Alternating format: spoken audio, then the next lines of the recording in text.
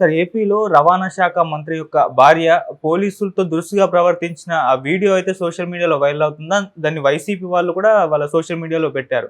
ఇప్పుడు దాని పట్ల చంద్రబాబు నాయుడు గారు కూడా ఖండించడం జరిగింది. అసలు ఏం జరిగింది? ఎందుకు ఆ విధంగా ఆమె ప్రవర్తించింది? మరి చంద్రబాబు నాయుడు గారు ఏం చేశారు సార్ ఇప్పుడు? ఇది అంటే కొత్తదేం గాదు గానీ తెలుగుదేశంలో పాపులర్‌గా అయింది కాబట్టి మనం చర్చించుకుంటున్నాం. ఆల్రెడీ తెలుగుదేశం రాకముందే లోకేషే పోలీస్ ఆఫీసర్‌లను బెదిరించడం, నేను ఎర్ర బుక్కులో రాసుకుంటున్నాను, మీ అంతు చూస్తానని చెప్పడం, ఇవన్నీ అప్పుడే జరిగాయి. సో ఏ ప్రభుత్వం ఉన్నా నేనిప్పుడు పౌర హక్కుల సంఘంలో దాదాపు 88 ప్రాంతంలో పనిచేశాను. అప్పటి నుంచి నేను చూస్తున్నాను. సో పోలీసులు ఎలా ఉంటారంటే వాళ్ళు ప్రజల మీద చాలా దురుసుగా ప్రవర్తిస్తుంటారు, కొట్టడం అన్నీ చేస్తుంటారు. అప్పటి నుంచి ఇప్పటి వరకు కూడా పెద్దగా ఏం మార్పు రాలేదు. అప్పుడంతా పౌర హక్కుల సంఘాలు ఎక్కువ దీని మీద పనిచేసేవి. సో ఇప్పటికీ అదే జరుగుతుంది. ఇప్పటికీ మనం చాలా మన ఛానల్లోనే చాలా పోలీసుల దౌర్జన్యాల గురించి చెప్పుకున్నాం. కాకపోతే ఇప్పుడు కొద్దిగా మీడియా పెరిగింది, ఎక్స్పోజర్ పెరిగింది. మేము అప్పుడు చేసేటప్పుడు అంత ఎక్స్పోజర్ లేదు. మేము వెళ్ళి ధర్నాలు అవి చేసి చేయడం తప్ప పెద్దగా లేదు. ఇప్పుడేంటంటే మీడియాలో విపరీతంగా ఎక్స్పోజరు, వీడియోలు వచ్చేస్తున్నాయి, అవి వైరల్ అవుతున్నాయి. ఇది జరుగుతుంది తప్ప బేసిక్గా వాళ్ళలో మార్పు రాలా. ఇప్పుడు కొత్త చట్టాలు వచ్చాయి కానీ ఆ చట్టాల్లో ఇంకా పోలీసులకి ఎక్కువ పవర్స్ ఇచ్చేశారు. సో అందువల్ల ఏంటంటే రాజకీయ నాయకులు ఏం చేస్తారంటే తమ ప్రయోజనాల కోసం పోలీసుల్ని ఇల్లీగల్గా వాడుకుంటారు. ఇల్లీగల్గా వాడుకోవడం వల్ల పోలీసులు ఏం చేస్తారంటే మనల్ని వీళ్ళు ఇల్లీగల్గా వాడుకుంటున్నారు కాబట్టి వీళ్ళు మనం తప్పు చేసినా కూడా ఏం చేయలేరు అన్నట్టుగా వాళ్ళు ప్రజల మీద రెచ్చిపోతారు. సో ఓవరాల్గా సిస్టమ్ పైన చేంజ్ అయితే కానీ కింది చేంజ్ అవ్వదు. సో ఇది ఎప్పటికీ ఎవరు అధికారంలో ఉన్నా చేంజ్ కాదు. జగన్ని మొన్నటి వరకు తిట్టారు, ఇప్పుడు చంద్రబాబు వచ్చినాక ఏమన్నా డ్రాస్టిక్ మార్పులు వచ్చాయా? ఏం రాలేదు. డే 1 నుంచే ఇట్లా అచ్చెన్నాయుడు ఉద్యోగుల్ని బెదిరించలేదా డైరెక్ట్గా? అప్పుడు చంద్రబాబు ఎందుకు అచ్చెన్నాయుడిని కంట్రోల్ చేయలేదు? ఓపెన్గా చెప్పాలి కదా, అచ్చెన్నాయుడు బాబు నువ్వు వాళ్ళ అధికారులు ఉండేది తెలుగుదేశం వాళ్ళ కోసం కాదు, మొత్తం ప్రజల కోసం. తెలుగుదేశం వాళ్ళు బిల్ల పెట్టుకొని వెళ్ళండి, మీరు అక్కడ వెళ్ళగానే వాళ్ళని కూర్చోబెట్టి టీ ఇచ్చి మీ పనులు చేస్తారు, పనులు చేయకపోతే వాళ్ళకి ఏం జరుగుతుందో చెప్పక్కర్లేదు అంటే అంత బెదిరించాల్సిన అవసరం ఉంది ఉద్యోగుల్ని. సో క్లియర్గా ఏంటంటే బెదిరింపులు రాజకీయాలకి మంత్రులే దిగినప్పుడు మంత్రుల భార్యలు ఎందుకు దిగరు? కాబట్టి ఇది అప్పుడు అదేదో అంటారు కదా, మొదట్లో ఖండించకపోతే అడ్డాల నాడు ఖండించకపోతే గడ్డాల నాడు ఖండించలేమని. సో చిన్నప్పుడే నువ్వు ఖండించాలి. డే 1లోనే చంద్రబాబు పని చేయాలి. చంద్రబాబు ఆ పని చేయలేదు. So Pawan Kalyan deputy CM ఆయన కూడా చేయలేదు. ఆ తర్వాత అయ్యన్న పాత్రుడు ఇంక బండబూతులు తిట్టాడు, ఆయనకేమో స్పీకర్ ఇచ్చాడు చంద్రబాబు. సో అక్కడే సిగ్నల్ వెళ్ళిపోయింది కదా జనాలకి. అంటే నువ్వు ఎంత గట్టిగా అధికారుల మీద బూతులు తిట్టినా నీకు పదవులు వస్తాయి. ఆల్రెడీ లోకేష్ గతంలో కూడా చెప్పారు కదా, మీరు ఎన్ని కేసులు పెట్టుకుంటే మీకు అంత పదవులు ఇస్తానన్నాడు.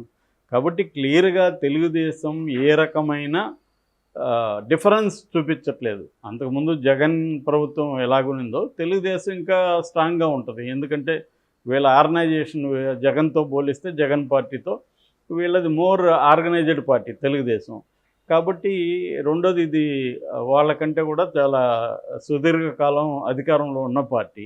కాబట్టి వాళ్ళు ఇంకా రెచ్చిపోయే అవకాశం ఉంది. ఇప్పుడు జగన్ ప్రభుత్వంలో ఉన్న చాలామంది కొత్త వాళ్ళు ఎమ్మెల్యేలు ఎంపీలు అయ్యారు. వాళ్ళకి లోకల్గా అంత పవర్ ఉండదు, కొత్త వాళ్ళు అయినారు కాబట్టి. నేను చాలామందిని చూశాను. ఇప్పుడు ట్రైబల్స్ కావచ్చు, బీసీలు ఇలాంటి వాళ్ళని కొత్త వాళ్ళకి ఇచ్చినప్పుడు వాళ్ళకి స్థానికంగా అంత ఉండదు. నేను చాలామంది ఎస్సీలు, బీసీలు, ఎమ్మెల్యేలు, ఎంపీలు అధికారులతో మాట్లాడేది చూస్తే ఒక ఆయనైతే ఒక ఎస్సీ ఎమ్మెల్యే నేను జైలు గురించి మా లొకేషన్ కోసం వెళ్తే ఆయన ఫోన్ చేసి తమరు సార్, తమరు చూడండి సార్ అని మాట్లాడుతున్నాడు. ఆ తేడా ఉంటుంది. అదే అప్పర్ కాస్ట్ రెడ్డి, కమ్మ వీళ్ళు ఉన్నారనుకో ట్రెడిషనల్గా రాజకీయాల్లో, చూడయ్యా అదేదో మనకు అవసరం, మనోడు వచ్చాడు చూడు చెయ్యి ఇలా మాట్లాడతారు. ఆ వాయిస్లోనే తేడా వచ్చేస్తుంది. సో ఈ అంతరాలు కనిపిస్తాయి మనకి. అందువల్ల తెలుగుదేశం ఉన్నా, వైసీపీ ఉన్నా, కాంగ్రెస్ ఉన్నా ఏం ఫరక్ ఏమీ పడదు. ఇలాంటి సంఘటనలు జరుగుతూ ఉంటాయి, మనం చెప్పుకుంటుంటాం, అవి ఖండిస్తుంటాం, జరుగుతూనే ఉంటాయి. సో అప్పుడే కానీ అంటే ఒక అచ్చెన్నాయుడు, ఒక అయ్యన్న పాత్రుడు, ఒక జేసీ ప్రభాకర్ రెడ్డి అయితే ఓపెన్గా టీవీ ఛానళ్ళ ముందు ఓపెన్గా అతను కొడకల్లారా నరికేస్తా అని మాట్లాడుతుంటే ఆయన్ని చంద్రబాబు ఎందుకు ఖండించలేదు? సో చంద్రబాబు అయినా ఎవరైనా నీతులు చెప్తారు తప్ప యాక్షన్ చూడాలి మనం, మాటలు కాదు. కాబట్టి ఇటు పవన్ కళ్యాణ్ ఖండించాడా? ఈ ముగ్గురిని ఖండించలేదు. చంద్రబాబు ఖండించాడా? లోకేష్ ఎవరు ఖండించలేదు. అందుకని ఇవాళ ఆమె తప్పంటే ఎలాగా? ఆమెకు అర్థమైంది ఏమంటే మనం మంత్రులు మనం ఏం చేసినా చెల్లుతుందని ఆమె నమ్మింది. అది వీడియో దొరికింది కాబట్టి ఇప్పుడు ఆమె లేడీ కాబట్టి, ఆమె మంత్రి భార్య కాబట్టి, ఆ మంత్రి కూడా ఫస్ట్ టైం మంత్రి కాబట్టి ఇప్పుడు వచ్చింది. మరి దివాకర్ రెడ్డిని ఎందుకు అనలేదు చంద్రబాబు? అచ్చెన్నాయుడిని ఎందుకు అనలేదు? అయ్యన్న పాత్రని ఎందుకు అనలేదు? ఆమెను మాత్రం ఎందుకు అన్నాడు? సో ఇక్కడ క్లియర్గా ఏంటంటే ఆమె ఖచ్చితంగా అదే నమ్మింది, మనం మంత్రిగా భార్య కాబట్టి మనకి చెల్లుతుంది. ఆ వీడియో చాలామంది చూస్తుంటారు. ఆ వీడియోలో క్లియర్గా ఏంటంటే ఎస్ఐ రమేష్ అనే అతను కాన్ఫరెన్స్లో ఉండి లేటుగా వచ్చాడు.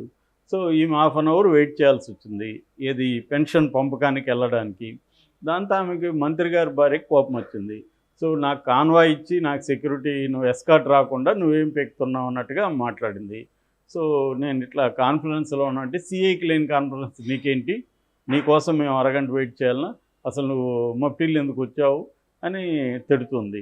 సో నువ్వు అసలు డ్యూటీ చేస్తున్నావా అంటే సారీ మేడం పొరపాటు అయిపోయిందని ఇతను సర్ది చెప్తున్నాడు. నిజానికి వాళ్ళ మొగుడు మా మంత్రి కానీ ఆమె కాదు కదా, ఆమెకి ఎందుకు ఇవ్వాలి? ఎస్కార్ట్ లేదు, ఏమి లేదు. కానీ ప్రతిసారి ఇదే జరుగుతుంది, అందరికీ ఇదే జరుగుతుంది. ఇక్కడ కూడా మనం రేవంత్ రెడ్డి తమ్ముడికి కాన్వాయ్ ఇచ్చారని అప్పుడు ఆ వీడియో అంతా వైరల్ అయింది. ఆ తమ్ముడు వెళ్తుంటే కాన్వాయ్ ఎందుకు ఇచ్చారని. ఆ తర్వాత అధికారులంతా కూడా మా తమ్ముళ్ళని కలుస్తుంటారు వద్దన్నా కూడా అని కూడా రేవంత్ రెడ్డి ఒక ఇంటర్వ్యూలో చెప్పాడు. అంటే క్లియర్గా ఏంటంటే అధికారులు అలాగే ఉంటారు, వాళ్ళ ఫ్యామిలీతో కొంత దగ్గరగా ఉంటే, మేడంతో దగ్గరగా ఉంటే ఏదన్నా మనకి రేపు మంత్రితో ఏదన్నా చెప్పి పనులు చేయిస్తుందేమో అని వీళ్ళు కూడా అట్లాగే ఉంటారు. సో అది వాళ్ళకి కూడా అర్థమవుతుంది, వీళ్ళు మన దగ్గర తిరుగుతూ ఉంటారు పనుల కోసం, వీళ్ళు మనం డామినేట్ చేయొచ్చు అనేది అనుకుంటారు. సో ఇవన్నీ కూడా అంటే మనకున్న political structure, political power structure ఇవన్నీ మారకుండా ఒక ఇండివిజువల్ ఇష్యూ లాగా దీన్ని చూడకూడదు మనం. ఈ హరితారెడ్డిని, ఈ రాంప్రసాద్ రెడ్డి వాళ్ళ భార్య రవాణా శాఖ మంత్రి, ఆమె చేసిన దాన్ని ఒక ఇండివిజువల్ విషయంగా మనం చూసి ఖండించి బాగానే ఉంది ఖండించేసాము అని అనుకుంటే లాభం లేదు. ఇది more deep rooted problem. So ఇటువంటి వచ్చినప్పుడు డీప్ రూట్స్ని మనం చర్చించాలి. ఓన్లీ ఇండివిజువల్ హరితారెడ్డి రోజు ఆమె చాలా ఘోరమైన మహిళ అనుకుంటే లాభం లేదు. ఆమె ఒక రెగ్యులర్ మామూలు గృహిణి, ఆమె ఘోరమైన నేరం ఏం చేయలేదు. ఆల్రెడీ వీళ్ళు మంత్రులు స్పీకర్ చేసిన దానికంటే జేసీ ప్రభాకర్ రెడ్డి కంటే ఆమె ఘోరంగా బిహేవ్ చేయలే. సో వీళ్ళకి ఇంకా బాధ్యత ఉంది, వీళ్ళ అనుభవం ఉంది. ఇప్పుడు ఆయన అయ్యన్న పాత్రుడు ఎన్నిసార్లు సీనియర్, ఆయన అచ్చెన్నాయుడు సీనియరు, పార్టీ అధ్యక్షుడు, జేసీ ప్రభాకర్ రెడ్డి ఎప్పటి నుంచో ఉన్నాడు. వీళ్ళకి తెలీదా వీళ్ళు ఎందుకు మాట్లాడుతున్నారు అంటే? ఎంత వాళ్ళకి మన ఏం మాట్లాడినా చెల్లుతుందనే అహంకారం లేకపోతే కెమెరాల ముందు అలా మాట్లాడుతున్నా కూడా ఏం చేశాడు చంద్రబాబు? ఏం చేయలేకపోయాడు కదా. ఇప్పుడు మంత్రి కాబట్టి, ఆ కొత్త అతను కాబట్టి అతనికి ఫోన్ చేసి వివరణ అడిగాడని చెప్తున్నారు. వివరణ అడిగి సరిపోదు కదా, కనీసం ఆ ఎస్ఐకి సారీ చెప్పించి ఉండాలి కదా ఆయన చంద్రబాబు. ఆమె దగ్గర ఆ ఎస్ఐకి సారీ బహిరంగంగా చెప్పించుంటే కనీసం వీటి సిగ్నల్ వెళ్ళేది జనంలో, వాళ్ళ నాయకుల్లోకి. అది కాకుండా ఏం జరిగింది మహా అంటే వివరణ ఇచ్చుకున్నారు అంతే కదా అన్నట్టుగా ఉంది. సో నేను ముందు నుంచి చెప్తున్నా, ఏ పొలిటికల్ పార్టీలకి తేడా ఏం లేదు. పొలిటికల్ పార్టీలు ముఖాలు మారుతుంటాయి తప్ప బేసిక్ ఎసెన్స్లో ఒకటే. అది ఓవరాల్గా మనకి అధికార ఈ నిర్మాణం ఏదైతే ఉందో, ఈ సిస్టమ్ ఏదైతే ఉందో దాన్ని మార్చడం మీద ఫోకస్ చేయాలి తప్ప ఇండివిజువల్స్ని టార్గెట్ చేసి మనం ఇలాగా అంటే కుదరదు. మామూలుగా రెడ్డి కమ్మ ఈ ట్రెడిషనల్గా ఉండే బలమైన అగ్రకుల అహంకారం అనేది ఖచ్చితంగా పనిచేస్తుంది. అందుకని మనకి ఎక్కువగా ఎస్సీలు బీసీల నుంచి రాజకీయాల్లోకి ఎక్కువ తీసుకురావాలి. సో దానివల్ల ఏమవుతుందంటే కొంత తేడా కనబడుతుంది వాళ్ళ రావడం వల్ల. ఎప్పుడైనా నీకు